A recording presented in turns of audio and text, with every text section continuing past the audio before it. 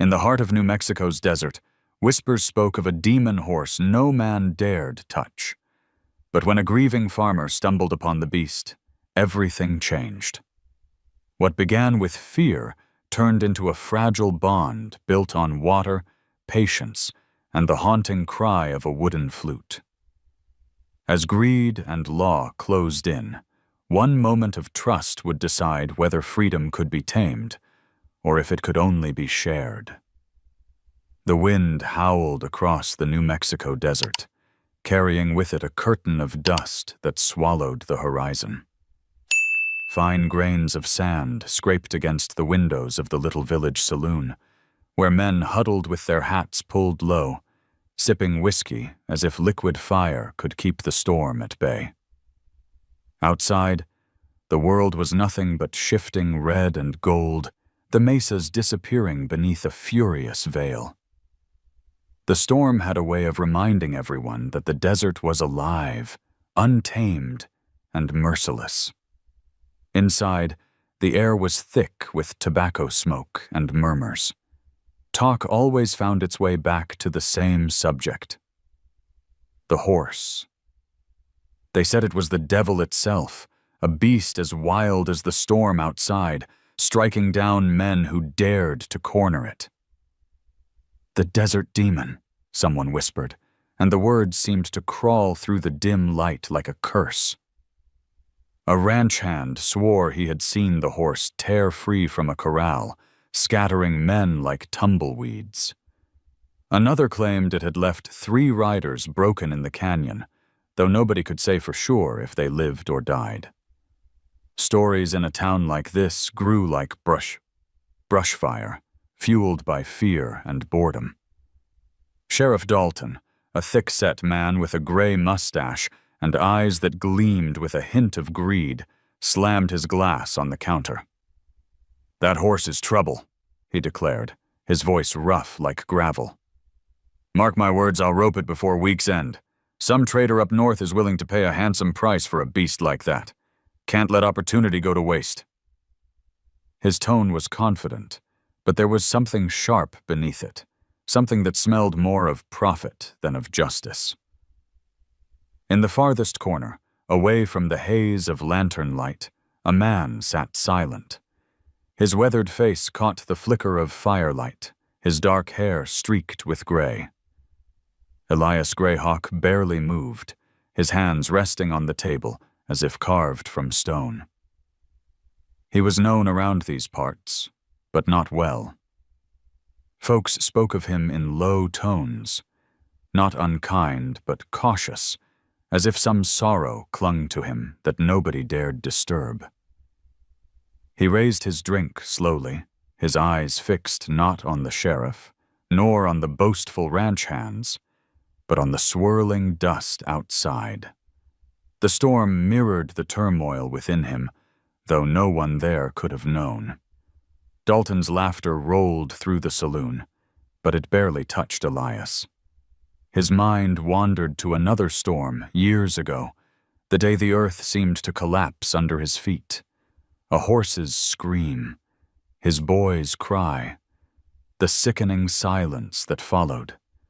Elias closed his eyes, pressing the memory back into the darkness where it belonged. Tamed, sound of boots shuffling, of chairs scraping against wood, brought him back to the present.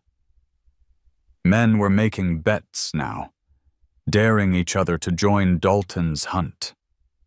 Words of bravado hung thick in the air. In the corner, Elias finally pushed back his chair. The legs screeched across the floor, and a few heads turned. He said nothing, only pulled his hat low and walked out into the storm. Sand whipped at his coat, stung his skin, but he kept moving. His boots sank into the desert soil that had swallowed so much of his life. Behind him, the saloon door creaked shut, muffling the laughter, the bets, and the rumors that had already begun to spin into tomorrow's stories. The storm roared, but Elias didn't flinch. He knew storms. He knew what they could take and what they left behind. Somewhere out there in the vast red wilderness was the horse that everyone feared. He didn't need to see it to know it was real. The desert always carried truths the world wasn't ready to hear. And so, as the sand raged around him and the night swallowed the horizon, Elias walked on, silent, burdened, and unknowingly moving closer to the creature whose fate was bound to his own. The storm loosened its grip by morning, leaving behind a silence so heavy it seemed the desert itself was holding its breath.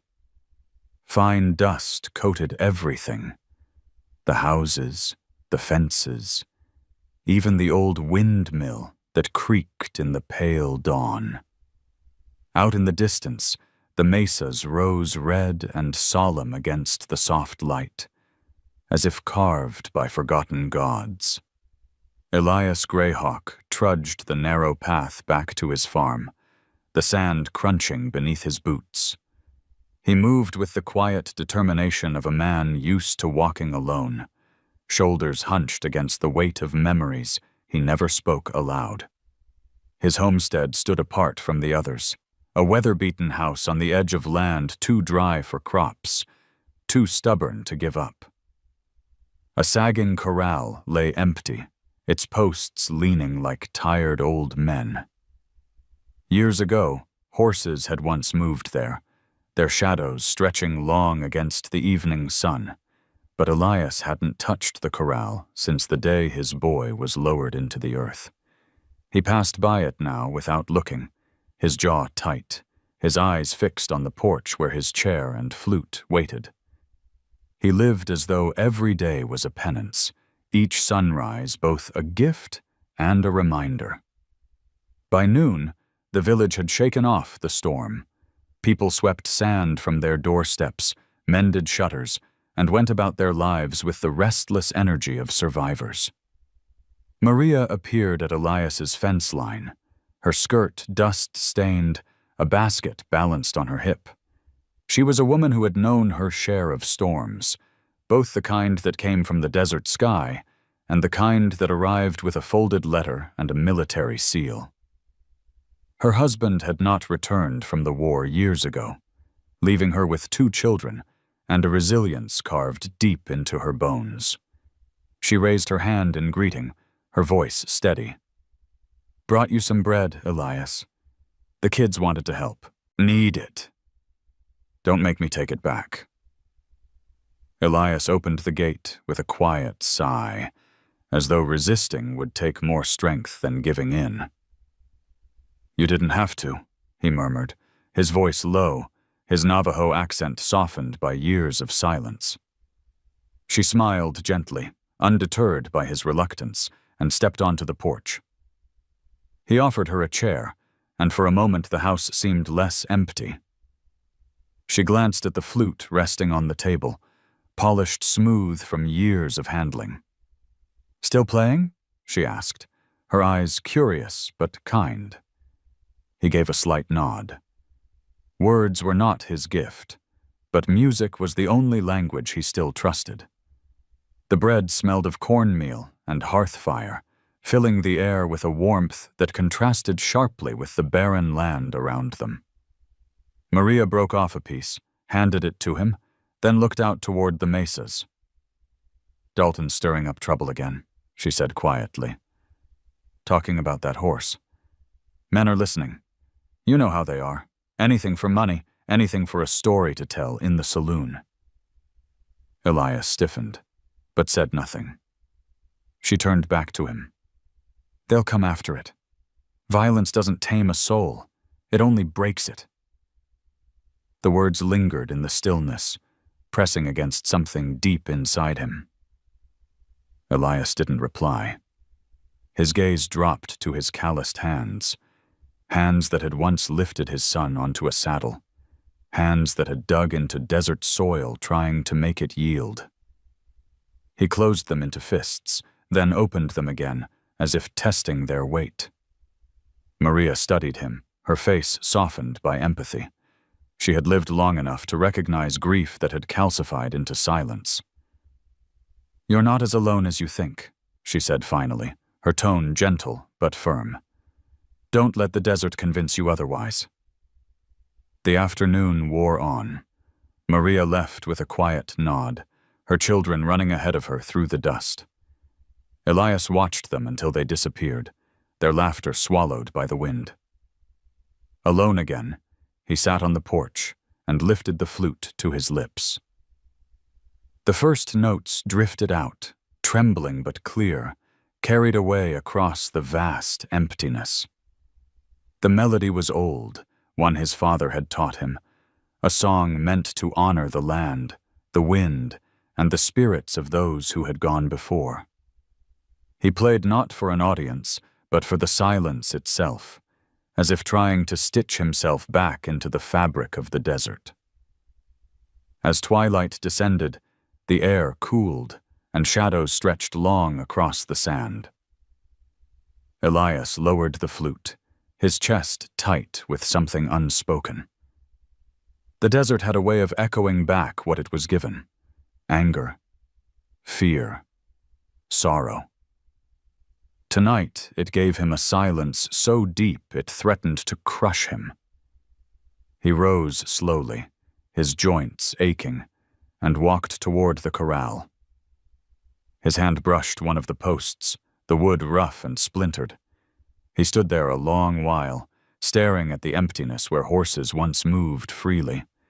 The image of his boy's smile flickered in his mind, fragile and fleeting before it, dissolved into the dusk.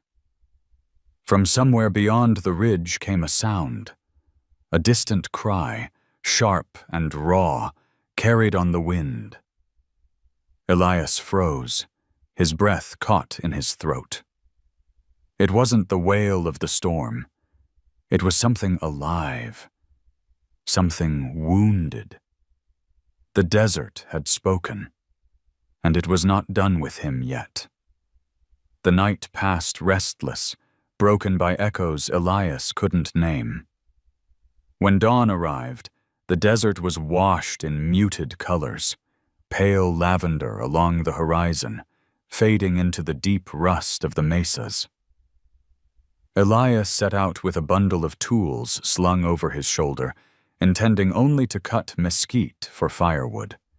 His life had narrowed to routines, and in routines, he found safety. Yet that cry from the night before still lingered in his chest, tugging at him with quiet insistence. The canyon stretched wide and solemn before him, carved by centuries of wind. He knew these trails well, though he hadn't ventured far in recent years. The air was cool, holding the earthy scent of wet stone where the storm had left pockets of moisture. Ravens circled above, their calls harsh and urgent. Elias moved carefully, his boots scraping against gravel as he descended into the shadows of the canyon. It was there he saw it. At first he thought it was nothing more than a dark shape against the sandstone wall, a trick of light and shadow. But then the shape shuddered, and the unmistakable sound of labored breathing reached him. His heart lurched. A horse lay tangled in wire, its powerful body straining against the cruel snare of a trap. The animal's coat was a deep chestnut, streaked with sweat and dust, its eyes rolling wide with fear and fury. Blood streaked its shoulder where the wire had bitten deep. Elias froze. His chest tightened, the old terror clawing its way back. His boy's voice came unbidden, a memory sharper than glass. "Papa, he'll run with me. Watch!"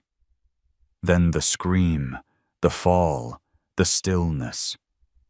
Elias staggered back a step, his breath ragged.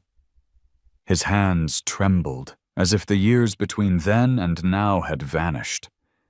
He wanted to turn away, to walk back up the canyon wall and let silence bury the scene. But the horse's cry cut through him. It wasn't just rage, it was desperation. The sound pierced him the way a child's cry does, instinct pulling against fear. He gripped the handle of his axe until his knuckles whitened. His whole body argued against stepping closer, yet his boots refused to move away.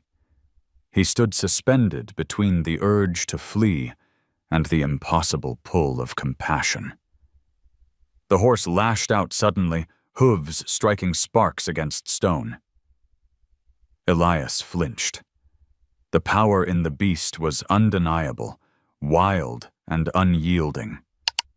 This was no tame ranch horse.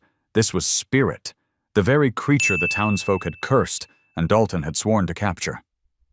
Up close, it was not a demon at all, but a wounded animal fighting for its life.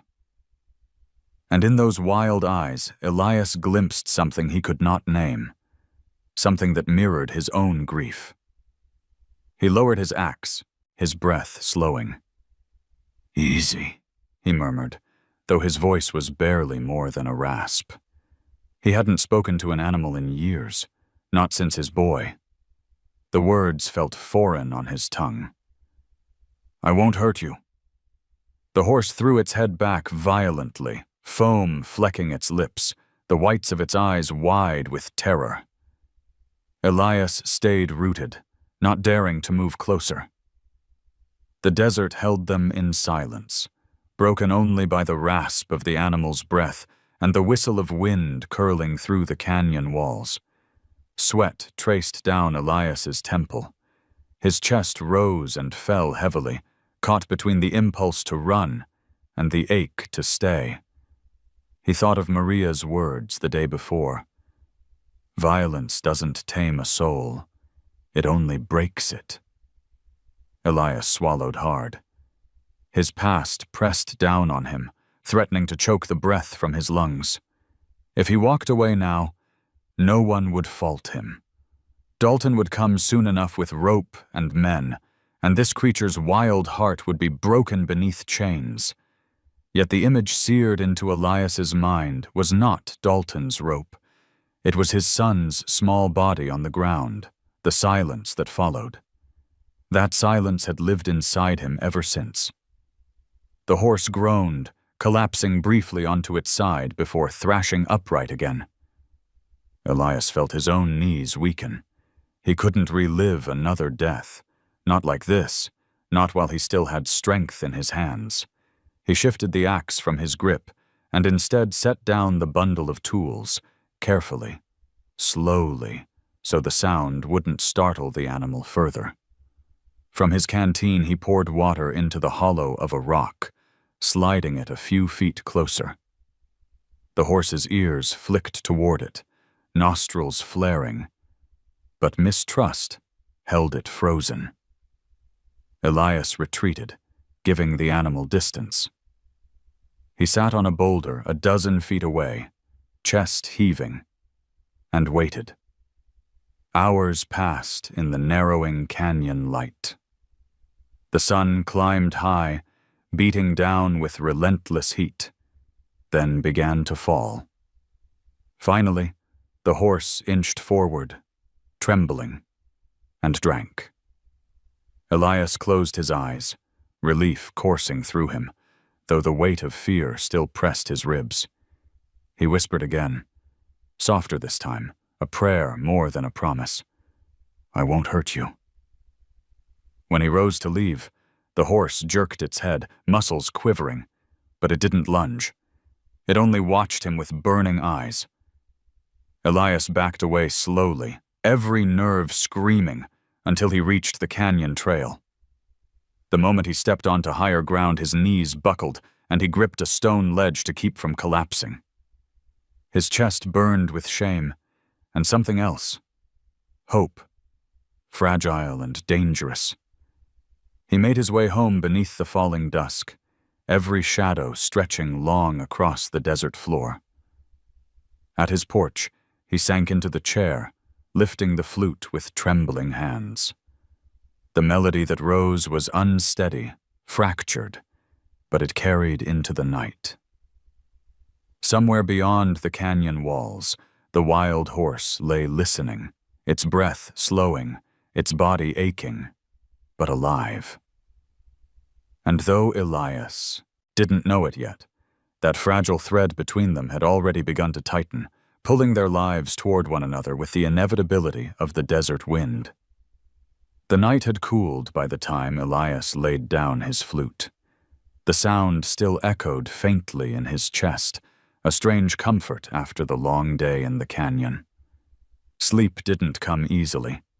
Images of the trapped horse haunted him, every thrash of its body replaying in his mind. When the first streaks of dawn stretched across the desert, Elias rose with a heaviness that wasn't just fatigue. Something within him refused to let the creature go. He gathered supplies into a burlap sack, another canteen, a bundle of dried grass, a coil of rope he wasn't sure he'd use. His boots crunched over the gravel path as he made his way back toward the canyon. The desert lay wide and open, painted in muted gold by the morning sun. Wind whispered low, carrying the dry scent of sage. Each step pulled him deeper into a decision he hadn't spoken aloud, not even to himself. He could not abandon that horse to die. The canyon was quieter than the day before, its walls holding the cool of night. When Elias rounded the bend, his chest tightened. Spirit still stood bound by the cruel snare, foam dried along its mouth, sweat darkening its coat. The wound on its shoulder glistened raw, but the eyes, those fierce, burning eyes, met his without yielding. The horse snorted sharply, as though daring him to come closer. Elias set the bundle down and knelt several feet away. Slowly, he slid the canteen forward, letting water trickle into the same hollow rock he had used before. The horse's ears flicked, its muscles tensed, but thirst betrayed suspicion. When Elias retreated to the boulder, Spirit stepped forward, lowered its head, and drank greedily. Watching, Elias felt something ease inside him, a small victory in the unforgiving desert. He spoke softly, voice carrying more weight than volume. "You've fought long enough." The words weren't meant as command, but confession. The horse raised its head, water dripping from its muzzle, and for a fleeting second its gaze locked on his as though it understood. Elias's heart hammered. He wanted to cut the wire then and there, but fear held him back. He remembered too well the strength of those hooves striking sparks against stone. So he chose patience. He pulled a handful of grass from the sack, laying it on the ground where the horse could reach. Spirit hesitated, then lowered its head again, teeth tearing at the dry stems. Elias leaned back, closing his eyes briefly. The desert sun pressed down, but he stayed, breathing slow, offering presence rather than control. Hours slipped by unnoticed. By afternoon, he rose, careful not to startle. He gathered his tools and stepped back from the canyon floor, his throat tight. Spirit's body shivered as it turned its head to watch him leave. The sight pressed into Elias's chest like a brand. He had come, here to give water, maybe to ease his own guilt. But the truth was sharper.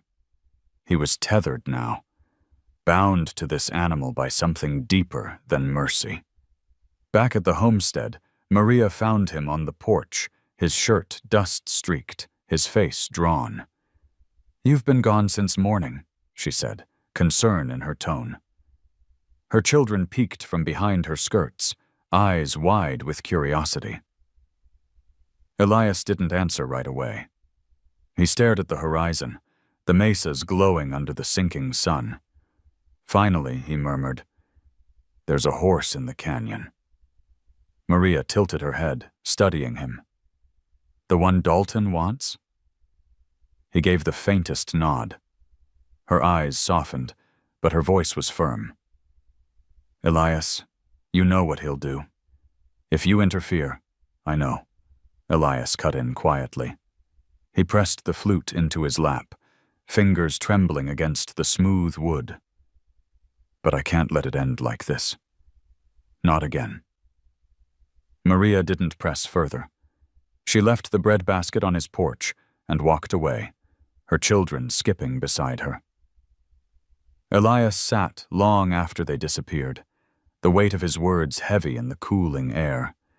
He lifted the flute once more, sending its mournful song across the desert.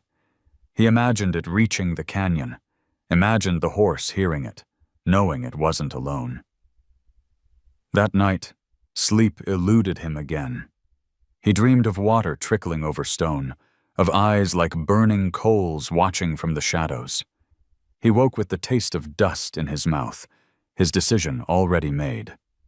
Tomorrow, he would return, not with fear, but with resolve. And somewhere in the darkness, deep within the canyon, spirit shifted its weight, ears pricked to the memory of a song carried by the wind. The morning broke clear, the desert sky a polished blue dome, stretching endlessly above. Elias rose from another night of fractured sleep, his body weary, but his mind restless with purpose. The canyon and the horse filled his thoughts so completely that when he stepped outside, he barely noticed the dust devils spinning across the flat earth or the faint cry of a hawk overhead. He had just shouldered his sack when he heard laughter on the wind, high, bright, and too close. Two small figures appeared at the edge of his field, Maria's children, barefoot and chasing each other through the scrub. Their laughter rolled toward him like water through dry stone. He frowned, shifting his weight, but before he could call them off, they bounded up to the porch as if it were theirs. The girl, no older than 10, had braids that swung like ropes of dark silk. The boy, a year or two younger, clutched a slingshot in one hand, his eyes shining with mischief. "Ma says you're up to something," the girl announced boldly, peering into the sack on his shoulder.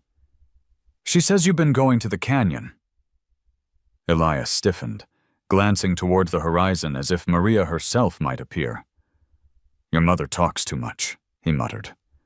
But the boy stepped forward, eyes wide. "Is it true?"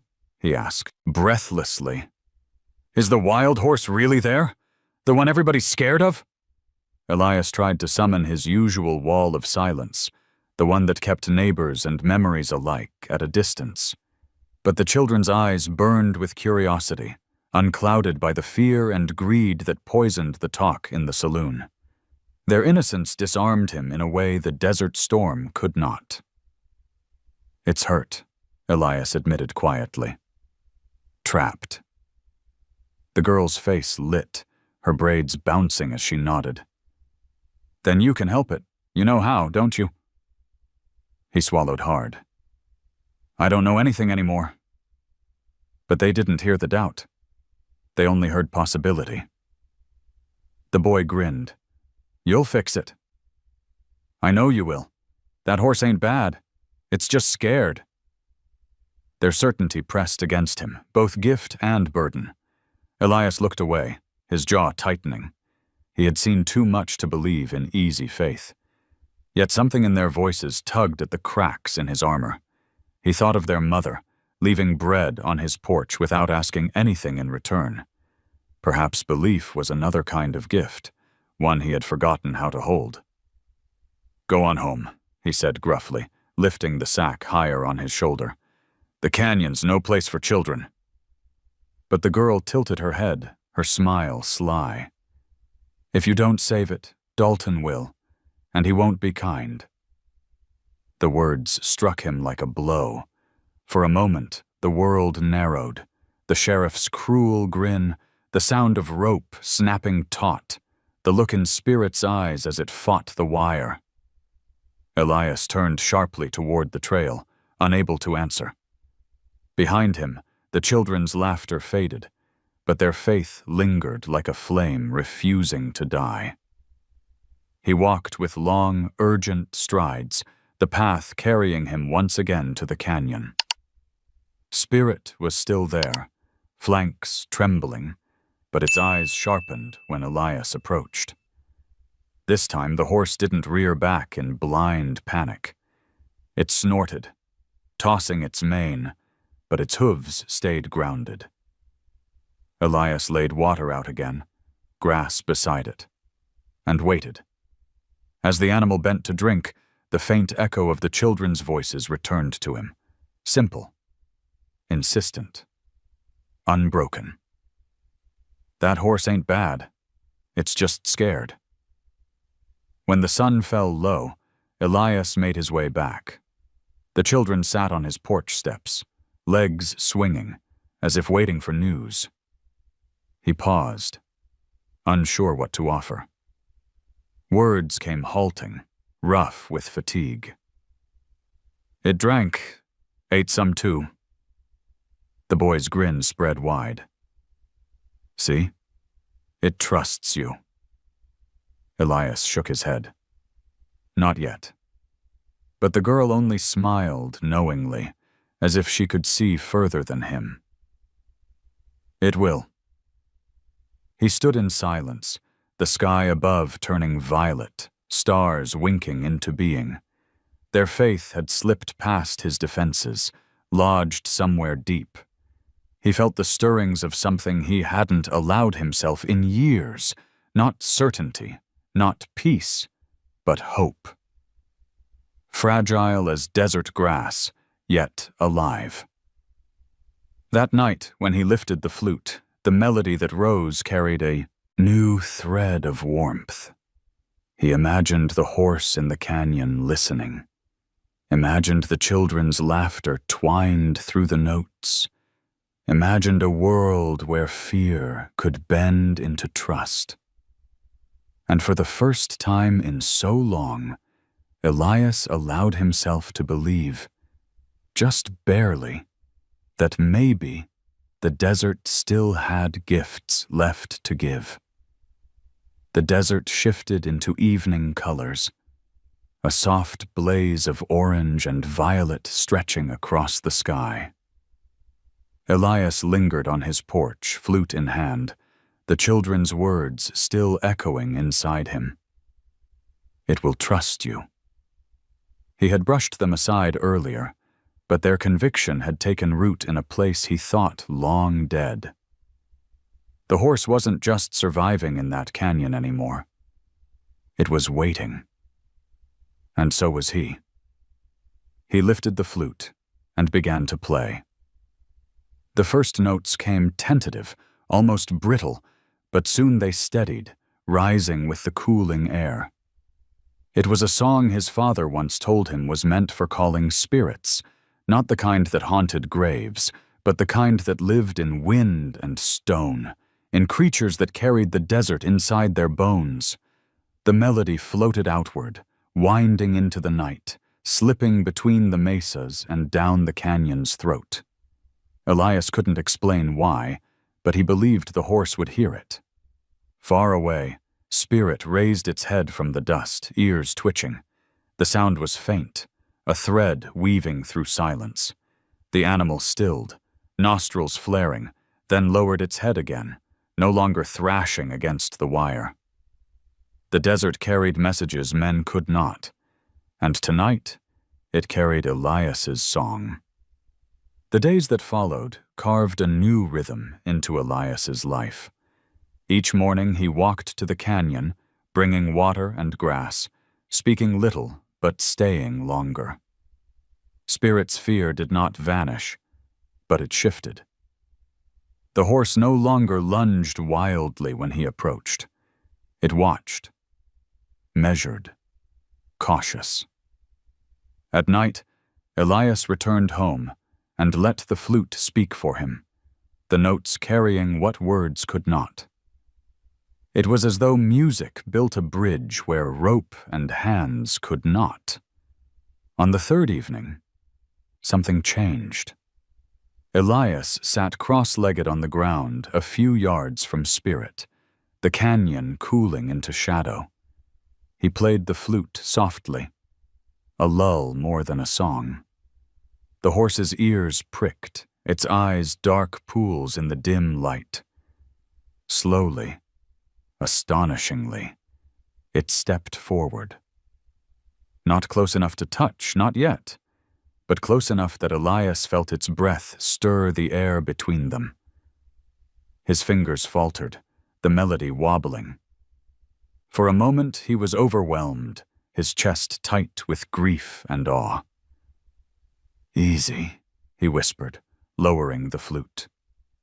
The horse snorted, pawed the ground, then retreated a step. But the moment had happened.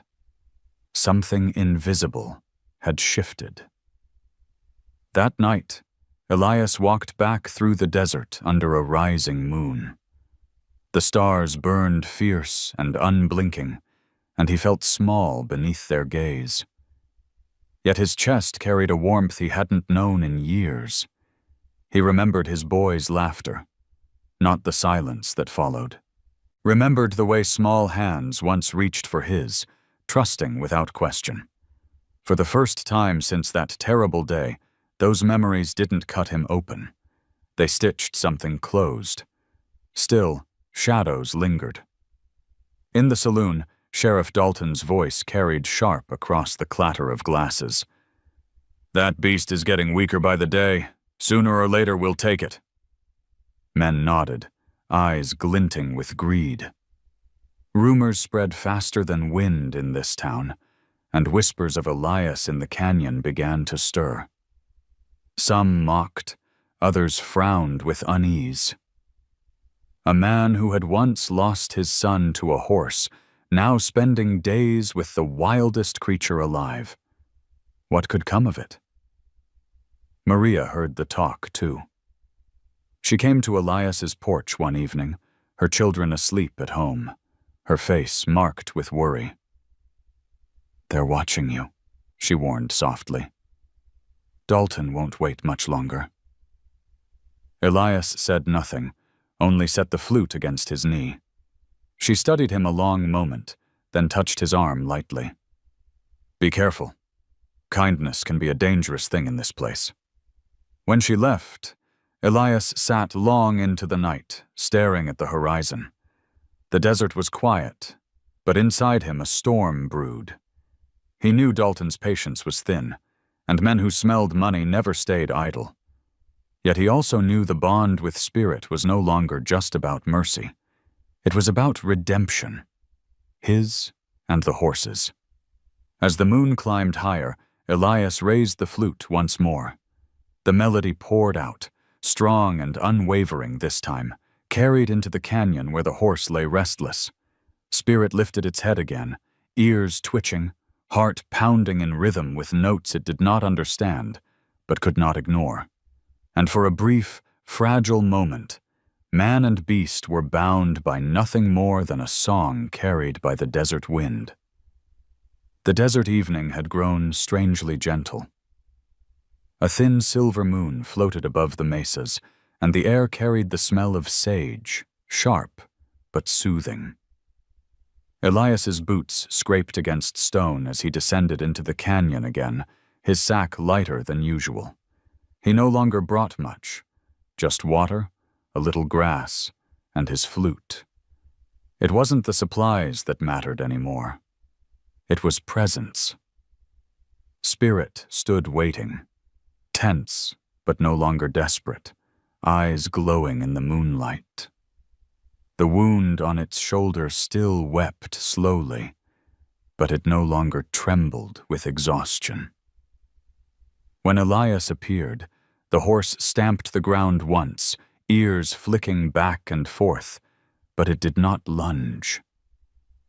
For days now, a fragile rhythm had carried them toward each other, a thread woven of silence, patience, and song.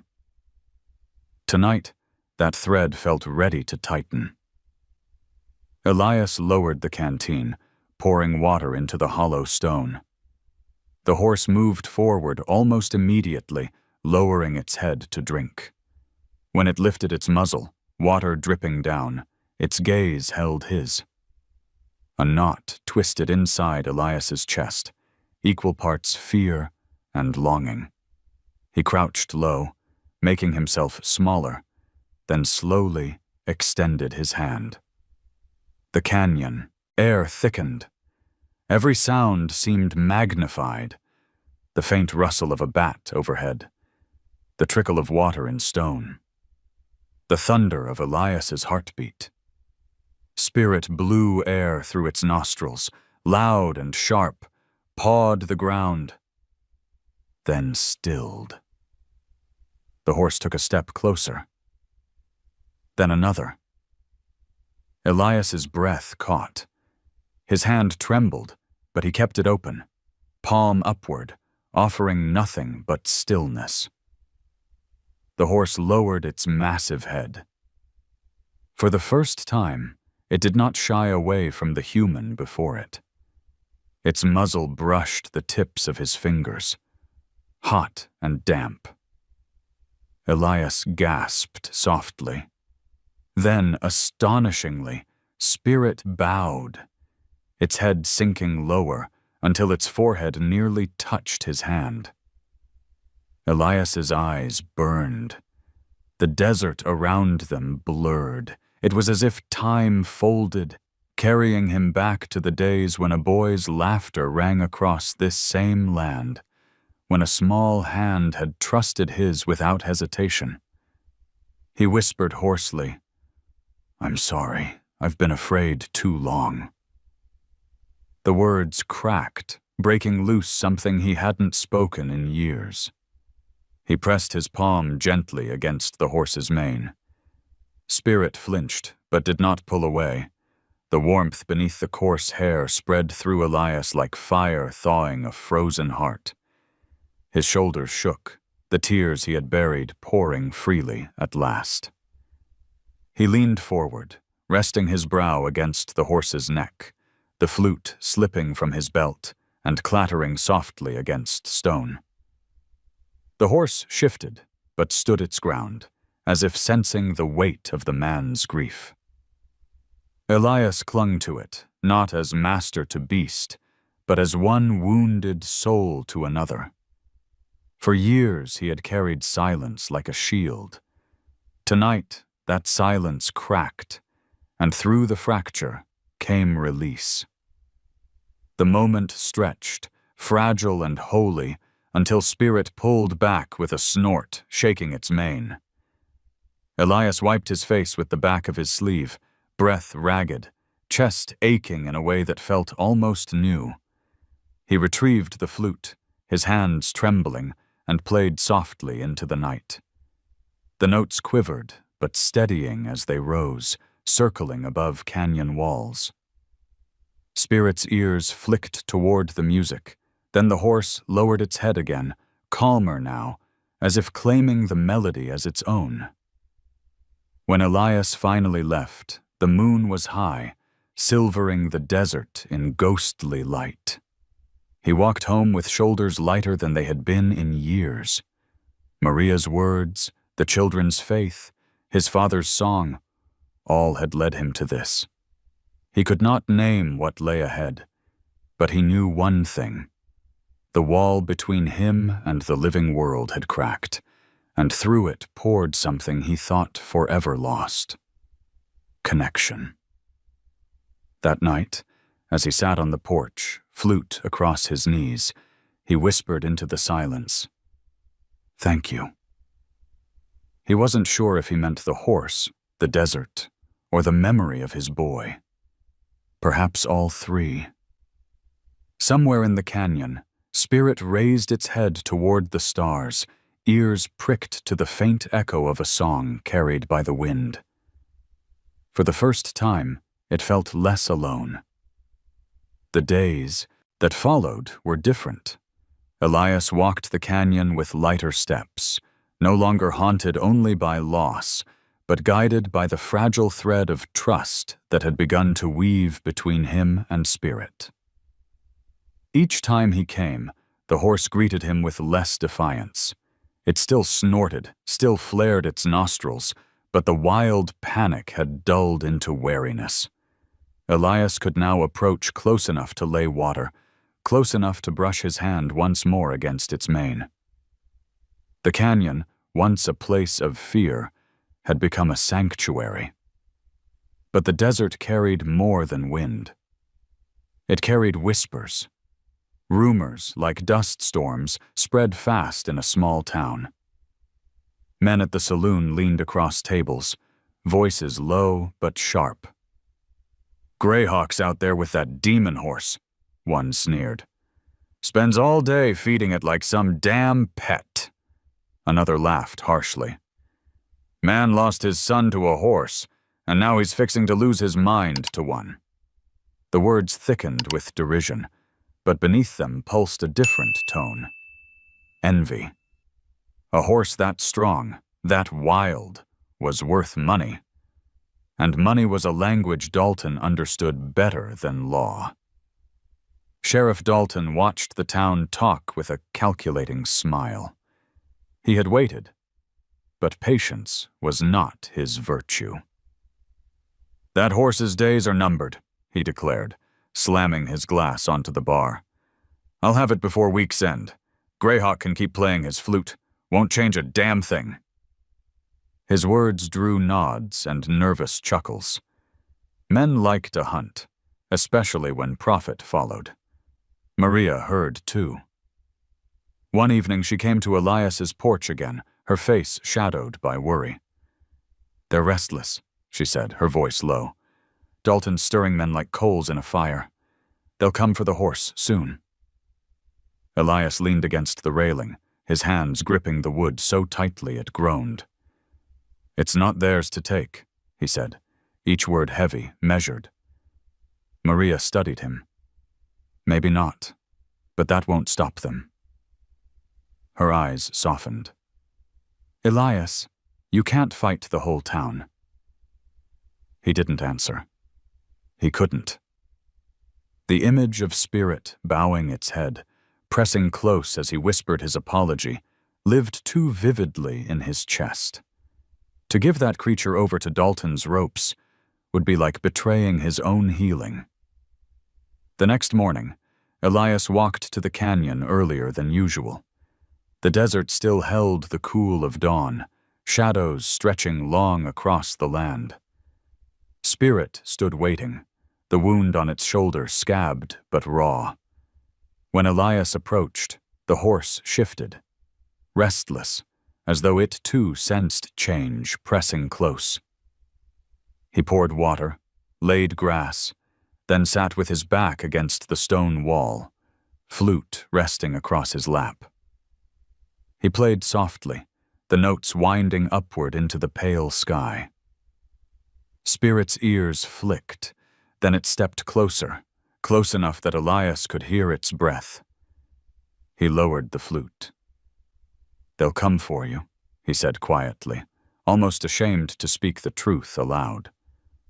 The horse shook its mane, stamping its hoof, as if rejecting the thought. Elias felt a grim smile tug his lips.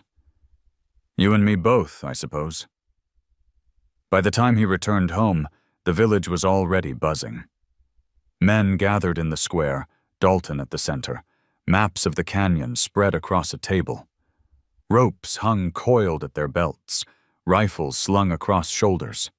Laughter rolled like thunder, but it was the laughter of men who had convinced themselves cruelty was sport. Elias stood at the edge of the crowd, unseen, his jaw tight. The children spotted him first. They rushed up, breathless. "They're going after it, aren't they?" the girl asked, her voice trembling with fear. Elias placed a hand gently on her shoulder, unable to lie. "Yes." The boy's face hardened, a fierce determination rare in someone so young. "Then you can't let them."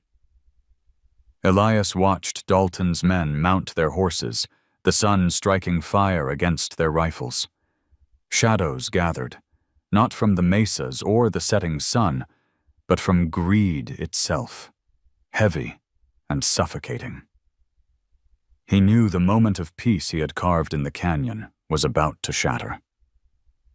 That evening, as the desert sky bled into red and gold, Elias sat on his porch, flute across his knees, the children beside him. He played, not gently as before, but with a force that trembled in the air, a cry of defiance woven into melody. The notes carried, fierce and unbroken, across the desert toward the canyon where spirit lifted its head, restless, sensing a storm that was not born of wind. The desert was restless that morning, the sky heavy with heat though the sun had barely risen. Elias woke to the sound of horses in the distance, too many hooves pounding in rhythm to be chance. He stepped onto his porch, eyes narrowing toward the horizon. Dust rose like a warning, a line of riders cutting across the land. Dalton had not waited. The sheriff was moving with his men, and their course was clear.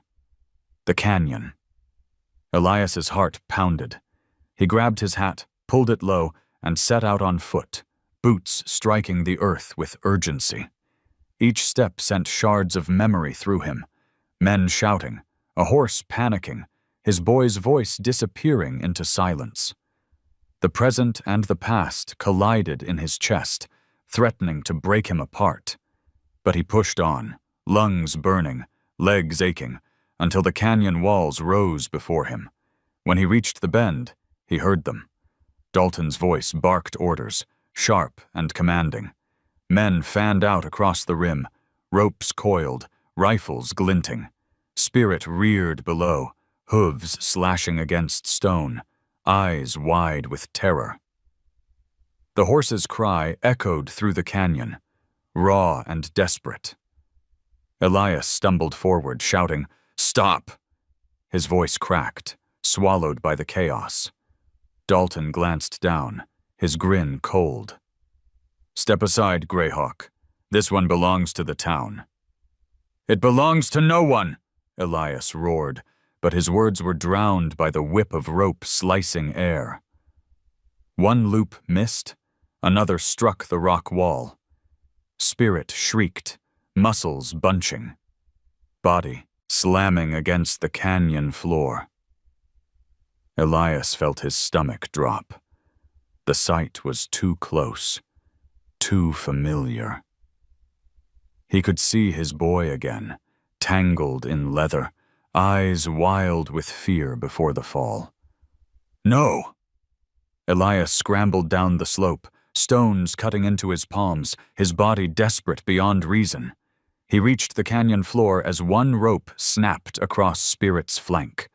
The horse bucked, hooves lashing out dangerously close. Men shouted above, laughter mixed with curses. Dalton stood tall, directing every move, eyes burning with triumph. Elias threw himself between Spirit and the men, arms spread wide.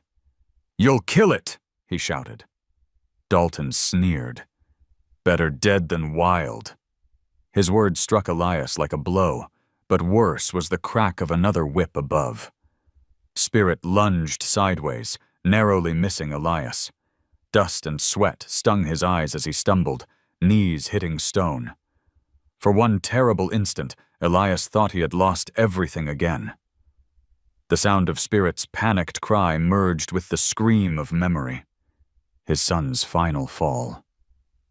He pressed his hands to the ground, choking on dust, the grief of years collapsing in on him. "Not again," he whispered, voice breaking. "Please, not again." But Spirit, wild with terror, bolted toward the far end of the canyon. The ropes missed. Men cursed, and within moments the horse vanished into a cloud of dust, gone like a shadow swallowed by desert wind. Silence followed, thick and stunned. Dalton cursed loudly, kicking at the dirt, his men muttering. Above them, the dust trail thinned into emptiness. Elias remained on his knees, chest heaving.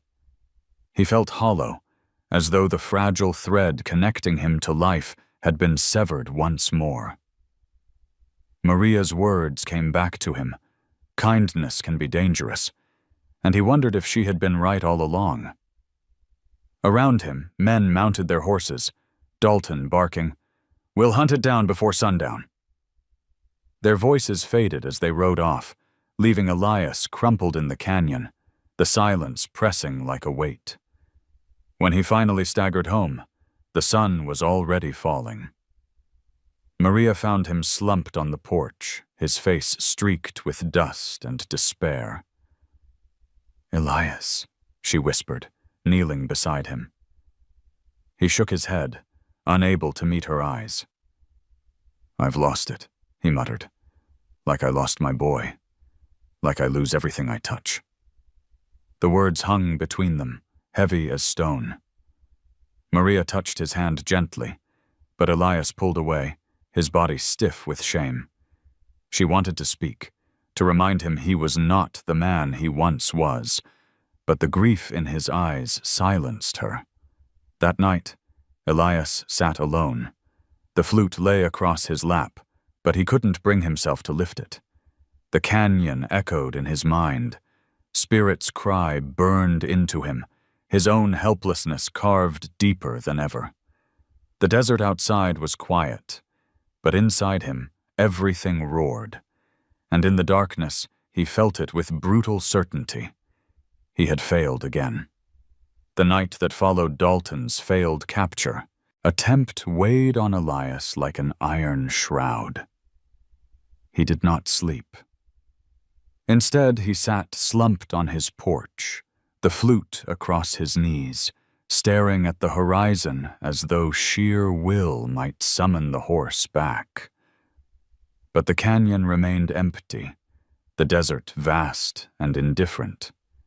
His grief pressed tighter with every hour, until dawn broke pale and merciless across the sky. By mid-morning, the wind shifted.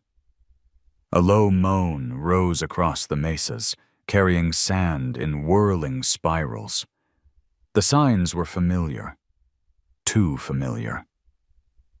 Elias lifted his head slowly. A storm was building. Not the petty dust devils that spun and died in the sun, but something larger, stronger. The horizon blurred, the sky thickening into a strange copper haze. He knew what it meant. The desert was about to bare its teeth. He stood, joints stiff, and moved toward the shed. The animals had long gone. His land no longer had livestock to protect. Only shutters to fasten, doors to secure, though part of him didn't care if the storm tore the house apart.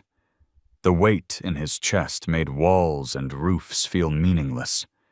Still, his hands moved automatically, muscle memory from a lifetime in this unforgiving land. As he hammered down the last board, thunder rolled, not from the sky, but from the roar of sand striking earth. The storm advanced like an army, a wall of dust blotting out the horizon. The light dimmed, turning gold to sickly red, then to shadow. Elias stepped back onto his porch, the wind clawing at his clothes, filling the air with grit. He pulled his scarf over his mouth, eyes narrowed. Then he heard it. At first he thought it was the howl of wind, but beneath the roar came another sound. Shrill, wild, alive. A cry that was not storm, but soul. Elias's heart leapt. He stumbled forward into the gale, blinking against the sand. Shapes twisted in the haze, mirages of shadow and movement. He pressed on, boots sinking into drifts, breath rasping. And then, through the fury, it emerged. Spirit its coat lashed by sand, mane whipping like fire. The horse staggered, blinded, yet it moved with desperate strength, cutting across the storm's chaos until it stood only yards away. Elias froze, disbelief tightening his chest. The horse had come back, not in calm, not in peace, but in the heart of violence. The wind shrieked, slamming grit into his skin, but Elias took a step forward. Spirit reared, hooves flashing against the copper sky, a silhouette of wild defiance. Then, astonishingly, it lowered again, pushing closer through the storm until its body shielded him from the worst of the gale. Elias's throat closed, eyes burning not from sand, but from tears. He reached out, clutching the coarse mane, pressing his forehead against its neck. "I've already lost too much," he shouted into the storm, his voice breaking. "Don't let me lose you too!" The horse stood firm, trembling yet unyielding. Together they weathered the storm's fury, man and beast bound by shared defiance. Sand piled against Elias's boots, stung his cheeks raw, but he held fast. Spirit's body pressed solid against his, a wall of strength against the chaos. Hours blurred. The desert howled, lashed, and raged. But slowly, finally, the storm began to wane. The roar softened into a whisper, the sky bleeding back into pale light. Sand lay in drifts across the land, burying fences, swallowing paths. Elias collapsed to his knees, clinging still to Spirit's mane. The horse lowered its head, blowing warm breath against his cheek, steady and alive. Elias laughed, a sound raw and cracked, but true. It was not joy exactly, but relief, astonishment, and gratitude twisted into one. He stroked the horse's neck, whispering, "You came back. You chose." For the first time in years, he did not feel abandoned by the desert. He felt chosen. As the sky cleared, Elias rose unsteadily, leaning on Spirit's strength. The land around them was changed, scarred by the storm, but alive. He looked at the horse, dust-caked, scarred, fierce, and saw not a demon, not a ghost of his past, but a companion. The desert had tried to take everything from him. Tonight, it had given something back. When the storm at last surrendered, dawn revealed a desert reshaped. Dunes lay piled against fence posts, the earth carved by invisible hands. Elias stood at the edge of his porch, his body heavy from the night's ordeal, his face lined with exhaustion. Spirit grazed a few yards away, its chestnut coat dulled by sand, but its stance proud and unbroken. The horse's presence was more than a comfort. It was a miracle. For years, Elias had believed the desert only took. Now, here was proof that it could give. He moved slowly, wary of breaking the fragile balance. Spirit lifted its head, ears twitching, but did not flee. The horse had followed him home, unbidden, a choice made freely. Elias approached step by cautious step, the crunch of his boots loud in the stillness. He stopped within reach and raised his hand.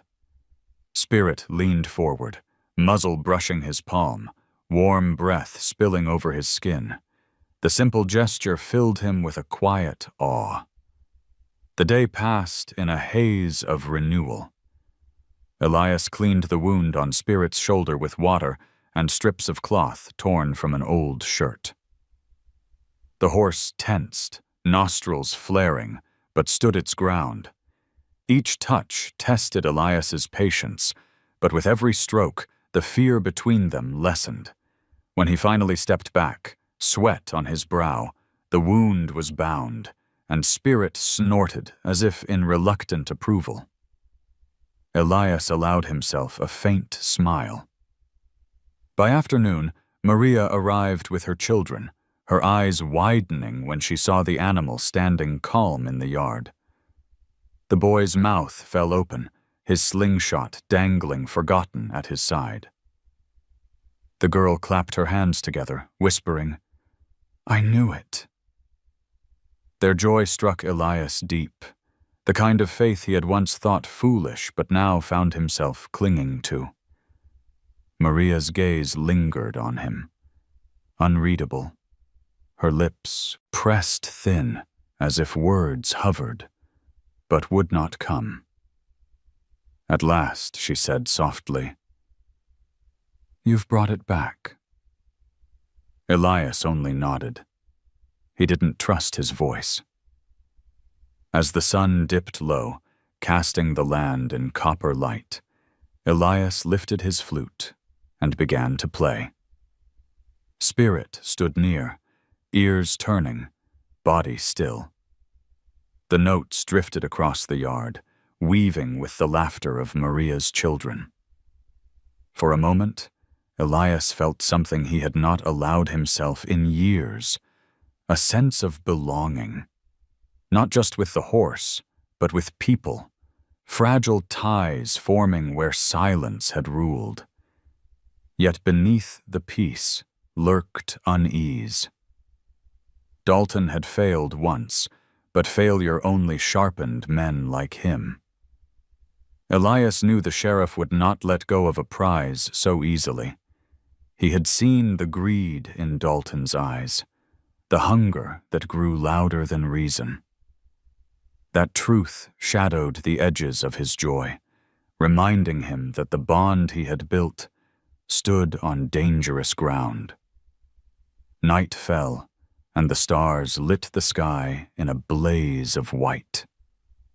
Spirit remained close to the house, as though guarding Elias as much as being guarded. Elias lay awake on his cot, listening to the steady sound of the horse's movements outside, each snort and shift oddly comforting. He thought of his boy again, but this time the memory did not slice him open. It softened, like a scar long hidden, finally touched with gentle hands. When sleep claimed him, he dreamed not of loss, but of riding, wind rushing past, laughter spilling into the air, and a chestnut mane streaming like fire beneath the sun. And though he knew morning would bring challenges, perhaps even confrontation, Elias allowed himself, for the first time in years, to believe that tomorrow might hold more than grief. The morning sun spilled across the land like molten copper, dazzling against the dust left by the storm. Elias stood at the fence line, watching Spirit graze among tufts of stubborn grass. The horse's wound was healing, the bandage darkened by dirt, but Spirit moved with steady strength. Each step was a reminder of resilience, each breath a defiance of everything that had tried to break it. Elias leaned on the post, a quiet pride stirring in his chest. He was not alone for long. The crunch of footsteps broke the stillness, and soon neighbors appeared along the edge of his property. First one man, then another, until a small crowd gathered. Some crossed their arms, suspicion in their eyes. Others looked curious, even awed. Children peeked from behind their mothers' skirts, whispering as Spirit lifted its head and snorted. Mariah arrived last, her expression guarded, the children at her side. Elias felt a flicker of relief at her presence, though her eyes held more worry than comfort. He could sense the weight of the moment pressing down, the unspoken trial unfolding before him. One of the men spoke, his voice laced with doubt. "That the demon horse Dalton's been hunting?" Elias's jaw tightened. "It's no demon. Just a creature that's been wronged. Murmurs rippled through the crowd. Some nodded, others frowned. A woman whispered a prayer under her breath. Elias could feel the tide shifting, uncertain which way it would turn. Then Spirit stepped closer, hooves crunching softly in the dirt. The horse's head lowered, eyes steady on Elias. For a breathless moment, silence reigned. Elias reached out, laying his hand gently on its neck. Spirit did not flinch. Instead, it stood calm, a pillar of quiet strength beside him. Gasps broke from the crowd. Awe softened suspicion, though not entirely. Elias heard someone mutter, "Never thought I'd see the day." Another man spat into the dirt. "Wild things don't change. It'll turn on him sooner or later." Maria's children laughed, clapping their hands. "See? We told you!" Their voices cut through the tension like sunlight through cloud. A few smiles appeared among the onlookers, reluctant but real. Elias felt the shift deep inside himself. This was no longer just about a horse. It was about trust. His own, the town's, perhaps even the desert's. Spirit had bowed to him once in the canyon. Now it had done so before witnesses, offering proof that gentleness could tame where force could not, but trust is fragile. The sound of hooves thundered from the ridge. Dalton rode in with half a dozen men, dust rising behind them like a storm's echo. He reined in hard, eyes narrowing at the sight of Spirit standing docile beside Elias. A sneer twisted his face.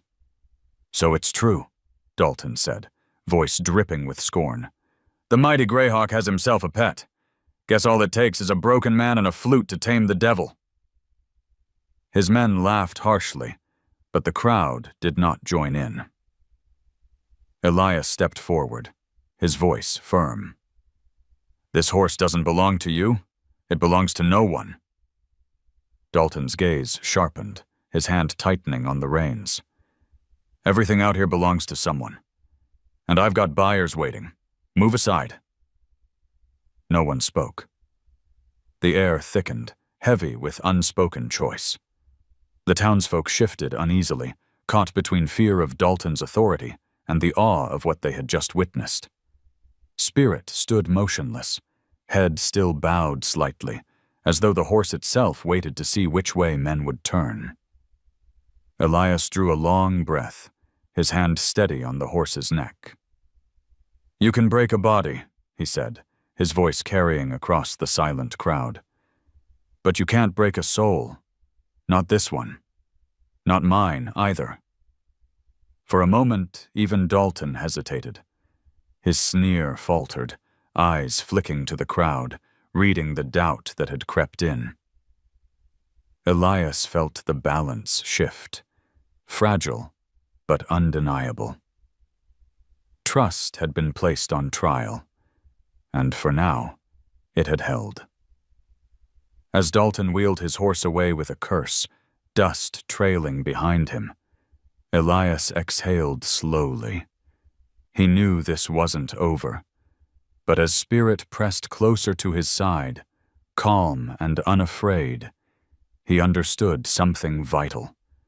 Every trial of trust was also a test of courage, and both man and horse had passed.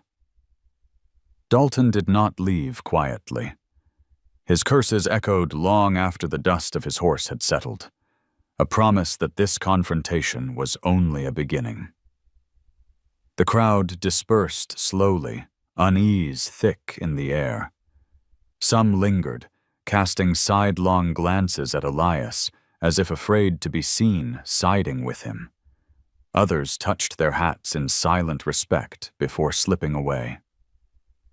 Maria's children clung to the fence, their eyes wide with excitement, but Maria herself wore an expression Elias had come to recognize.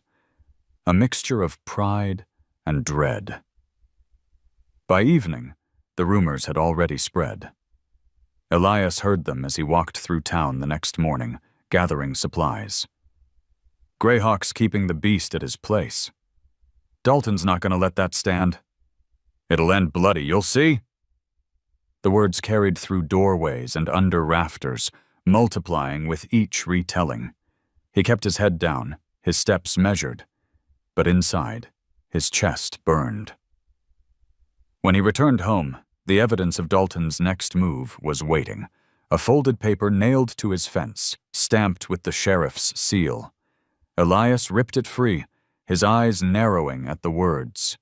By order of the county, the wild horse known to endanger this town is hereby claimed as property of the sheriff's office to be sold or disposed of as deemed necessary. Citizens interfering with this order will be charged with obstruction.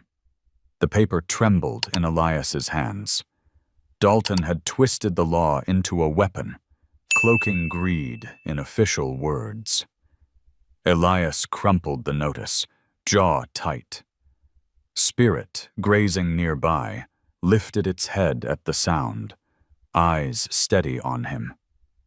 The horse seemed to sense the weight pressing down, as if it too recognized the threat looming closer. That night, Maria arrived. She carried no bread, no gentle words, only warning. "Dalton's filing papers with the judge in Santa Fe," she said, her voice sharp with urgency. "He'll make it legal. Once that's done, no one can stop him." Elias leaned against the porch railing, the flute heavy in his hand. "Law doesn't make a thing right." "Maybe not," Maria replied, "but it makes it final." She stepped closer, lowering her voice. "You can't fight him in court. But maybe you don't have to." Elias looked at her, his face shadowed. "Then how?" Her eyes flicked toward Spirit, standing tall against the twilight. "By showing them what you've already seen. By proving it's not a danger. If the people believe, the law loses power." The words struck something inside him. For so long he had hidden from people, choosing silence over witness. But now the truth was larger than his fear. Spirit's calm presence was undeniable, a living argument against Dalton's greed. Perhaps the only chance they had was to let the town see with their own eyes. The opportunity came sooner than expected. 2 days later, Dalton returned. Not with ropes this time, but with the paper and a handful of men carrying rifles. He rode into Elias's yard with the swagger of a man who believed himself untouchable. "Step aside, Greyhawk," he barked, waving the notice. "By law, that horse is mine." Neighbors gathered quickly, drawn by the commotion. Within minutes, a small crowd circled the yard. Children perched on fences, women clutched shawls tight against their shoulders. The air buzzed with anticipation. Elias stood between Dalton and Spirit, his shoulders squared, the flute still clutched in one hand. "You'll have to go through me," Elias said evenly. Dalton sneered. "Then you'll hang for obstruction. One way or another, the horse comes with me." He signaled his men, who shifted their rifles. A ripple of fear passed through the crowd. And then, before Elias could speak, Spirit stepped forward. The horse lowered its head, pressing gently against Elias's shoulder, calm and unafraid. The sight drew a collective gasp. The men with rifles faltered, their fingers slackening. Even Dalton's sneer wavered for a heartbeat. Elias lifted the flute, his voice steady. "This is no demon. This is no danger. Look." He raised the instrument to his lips and played. The melody rose soft and steady, winding through the still air. Spirit stood unmoving, eyes half closed, as if soothed by the sound. The crowd watched in silence, the doubt on their faces softening into something else. Wonder. Dalton's grip tightened on the reins, rage burning in his eyes. He waved the paper again, shouting, "Law is law!" But the crowd no longer echoed him. Their eyes were on the horse, on Elias, on the bond no decree could erase. In that moment, Elias understood what Maria had meant. The law could claim ownership, but it could not command hearts. And as Spirit stood beside him, the truth was undeniable. Some things were beyond purchase, beyond chains. The morning sun lit the desert with a merciless glare, sharpening every shadow, every line of rock and sand. Elias stood in his yard, Spirit grazing quietly nearby, while a crowd began to gather once again. Word had spread fast. Dalton was coming back, and this time he meant to end it. Mothers pulled children close, men shifted uneasily, and whispers traveled like restless wind. Would Greyhawk fight? Would Dalton finally break the wild horse? By mid-morning, Dalton arrived. He rode at the head of a column of men, dust trailing behind them like smoke. His eyes burned with fury, his mouth set in a hard sneer. In his hand he carried the paper again, waving it like a weapon. "Enough of this nonsense," he shouted as he dismounted. "This horse belongs to the law, and I'll have it today." He motioned for his men to spread out, ropes in hand, rifles glinting in the sun. Spirit's head shot up, ears flattening, muscles rippling with tension. Elias stepped forward, placing himself between the men and the horse. His heart pounded, but his voice was steady. "You've seen what it is. Not a demon. Not a threat. Only a life, asking to be left free." Dalton barked a laugh, sharp and cruel. "Free? Nothing's free in this world, Greyhawk. Everything's got a price, and I'm here to collect." He lifted his hand to signal, but before the ropes could fly, a voice rang out from the crowd. "No!" It was Maria, her face fierce, her children clutching her skirts. She stepped forward, eyes locked on Dalton. "You'll have to go through all of us." A murmur swept through the crowd. More voices followed. "She's right. Leave the horse be. We've seen enough." What had begun as fear shifted into resolve. Dalton spun, rage twisting his features, but hesitation flickered in his eyes. Elias felt Spirit press closer to his side, the horse's body trembling but steady. He reached for his flute, lifting it with deliberate slowness.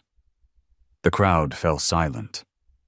He played, not a lullaby this time, but a song filled with fire and grief and hope. The notes rose strong, carrying across the desert, filling every ear with something words could never hold.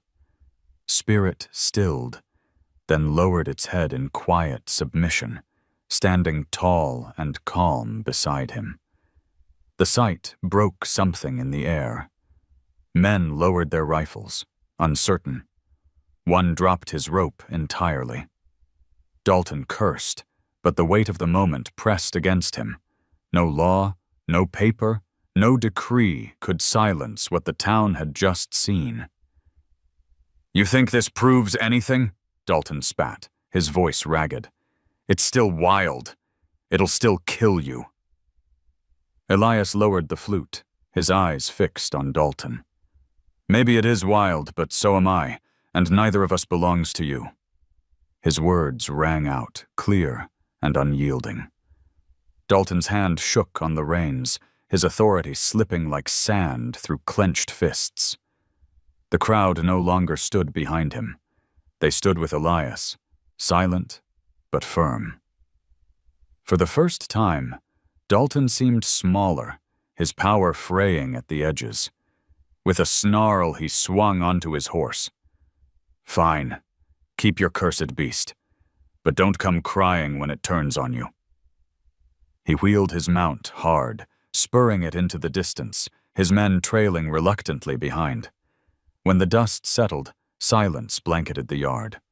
Spirit shifted, nudging Elias's shoulder gently, as if to seal the moment.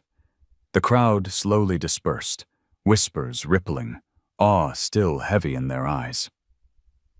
Maria remained, her children running circles around Spirit with laughter. She looked at Elias, her gaze soft but steady. "You did it," she said quietly. Elias shook his head, resting a hand on Spirit's mane. "No, we did." The horse stood tall against the blazing sky, not conquered, not caged, but free. And for the first time in years, Elias felt the same. The night after Dalton's retreat was quieter than any Elias could remember. No voices shouting, no threats hanging in the air, only the steady breathing of Spirit just beyond the window. The horse shifted occasionally, hooves scraping softly against the earth, but its presence was a comfort, a heartbeat against the vast silence. Elias sat on his porch until the stars thickened overhead, the flute resting across his knees.